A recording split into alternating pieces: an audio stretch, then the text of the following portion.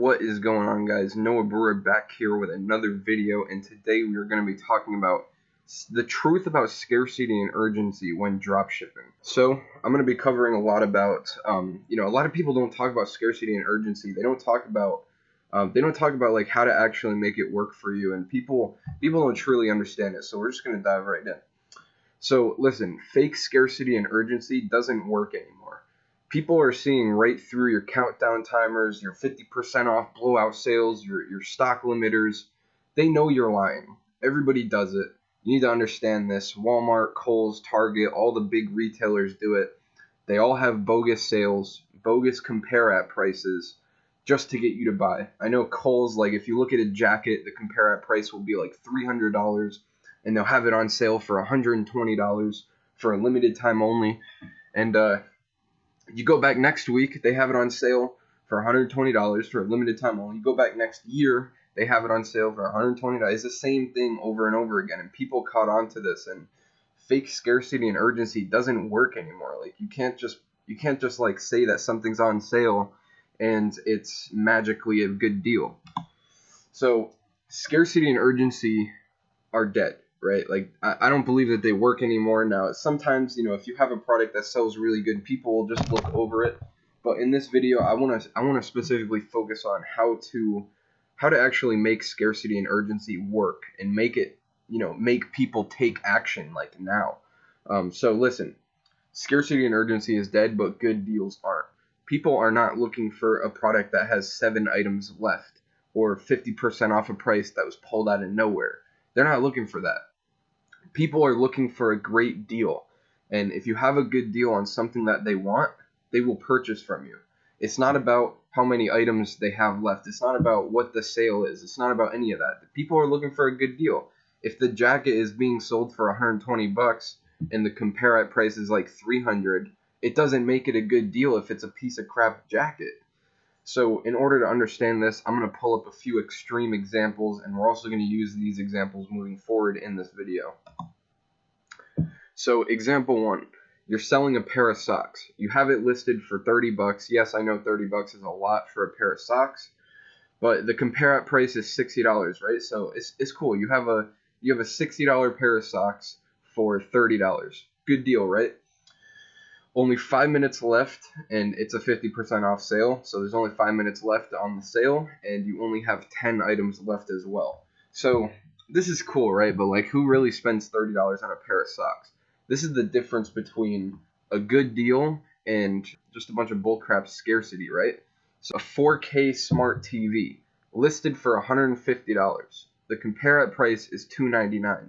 You have 24 hours left on the sale, and there's only 20 items left. So this is a good deal, and it has scarcity, and there's like a limited stock amount. So we're talking about a pair of socks that's $30, not really a good deal, versus a 4K smart TV, which is a good deal for $150. So you can see how the difference between just bogus scarcity and real value makes. So we'll just come over here. In order to get scarcity and urgency to work, you need to create real scarcity and real urgency. This is not just popping a 50% off sale on your random product for anything. There's a little bit more that goes into it. So there's 3 things that create scarcity, and many people think that there's only 2 things, which is the limit in time and the limit in quantity, like saying that there's 10 minutes left on the sale and there's only 10 items left. But the problem is that these two tactics do not create action. They might say in their head like, "Oh, it's a good deal, it's okay. It's a good sale, 50% off." They're being pretty generous with that, but they don't have an emotion telling them to buy now. There's no real scarcity there. I mean, if it's a pair of socks, for example, you can go to Walmart and get a pair of 6 socks for $30. So it's like, even though it's listed for $60 and you're selling it for $30, it seems like a good deal, but deep down they know that it's not, because they could just go to the damn store and get socks for a lot cheaper. This is what creates action. High perceived value and real value. 2 different things, but we're gonna talk about both and then put them together at the end and see how you can see how they work together. So there's three things. So the first one is the limit in time, the limit in quantity, and high perceived value and real value. And these all need to be together, right? Like, you can't have one without the other. If you have scarcity without a high perceived value, then you're just, it's just scarcity. Like, they're not going to care. It's just a pair of socks. They can go to the store and get a pair of socks any day. They don't have to buy from you, right? So let's break this down. So high perceived value, let's say a 4K smart TV can sell from anywhere between $200 and over $1,000. Having one for $150 automatically puts you in a high perceived value range for the price, right? Because when people think of a 4K smart TV, they're thinking, oh, $400, like $600, $800, and these guys are selling it for $200. But that's good. Like, that has a high perceived value, and that puts you in that class. But really, the question is, they're only selling it for $200. What is the catch? Like, what does it not come with, like, a good remote? Does it have, like, crappy internals? Does it have slow Wi-Fi? That's what brings us into real value. So what makes a 4K smart TV $200 versus one that's $1,000? And questions like, what is the size of the TV? Is it the brand? Is it the speed of the Wi-Fi? Is it the internals? Is it all the plugs that you have? And the way that you figure this out is basically just go on Google Shopping and look at your comparables. Go to, open up a $1,000 smart TV, open up a $500 smart TV, read the description, read like what's included in it. What's the difference between a $200 TV and a $1,000 TV?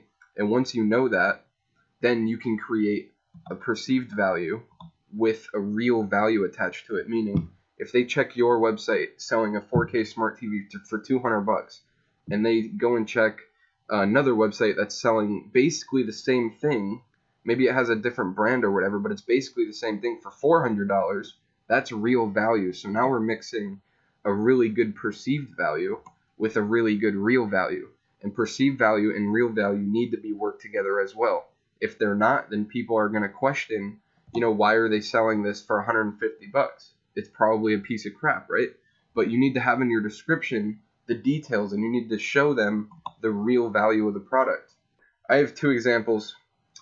If you sell a $150 smart TV, but it's a piece of trash compared to the $600 one, people would most likely just wait and buy the $600 one, whether they have to save their money or just wait for them to go to Best Buy or whatever.